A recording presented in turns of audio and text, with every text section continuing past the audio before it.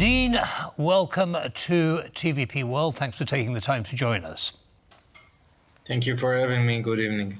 Good evening to you. So, of course, lots of reports going around, lots of conjecture, hypotheses about the Iranian attack. One of these is that this was simply a probing attack by Iran to test Israel's air defences and also to identify Israel's allies in the region in preparation for a lot more strategic attack later on. What would you say to that?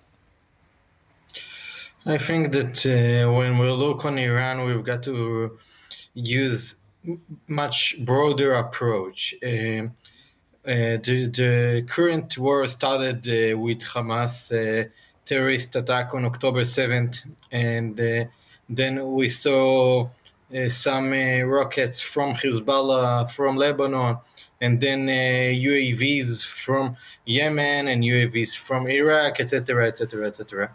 And we know who is the biggest financer of all these terrorist organizations. It's Hamas. It's also of Hamas. The main financer is Iran. The recent attack, we saw it's just a different approach of Iran. That Iran decided to take the lead because they have much more UAVs or missiles or all of their capabilities they are much bigger than what Hamas has. And the situation right now in Gaza Strip is that the last chapter of the war against Hamas will be in Rafah. That Rafah is in southern Gaza Strip, and Iran tried to take the lead in this way to stop Israel and make Israel make some kind of decision that they won't go to Rafah, but I don't see any way that Israel won't proceed in the operation in Gaza Strip. Mm-hmm.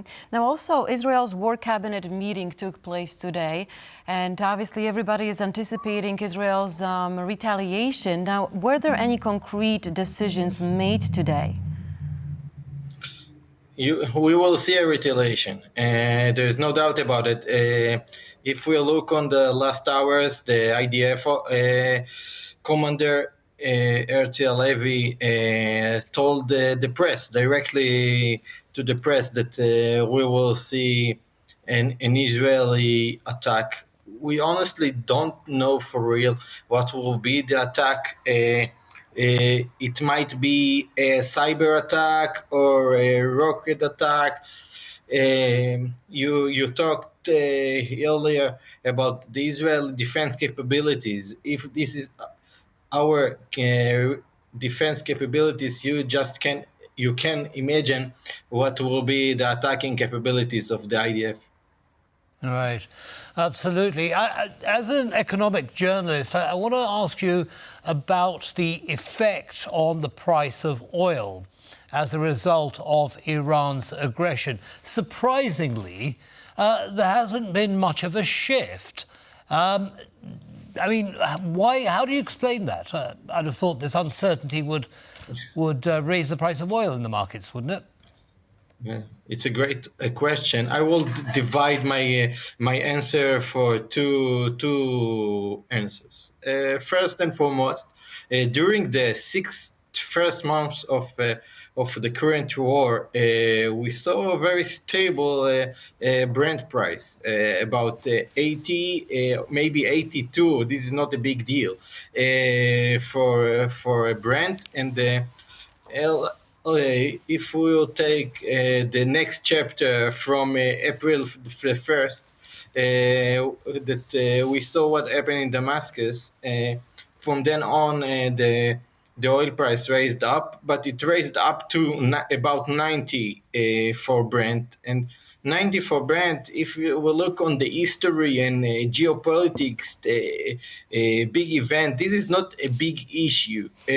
I think that what might be the big issue is if Iran somehow will decide to close Hormuz Strait, and then we will see a very big deal, not just for Israel, but for the U.S., and even for Europe, because let's see what happened in Europe in the natural gas sector from 2022. From the first day of the Russian aggression in Ukraine, we saw that the EU decided to stop import natural gas from Russia, and then Europe went to Qatar. But if we'll see Iran close the Strait of Hormuz, you won't see any Qatari LNG in the Europe, because they won't be able to export it. And this is the biggest question, for my own opinion, right now. All right, thank you very much for that analysis, Dean, and do come and see us again soon. Have a good day.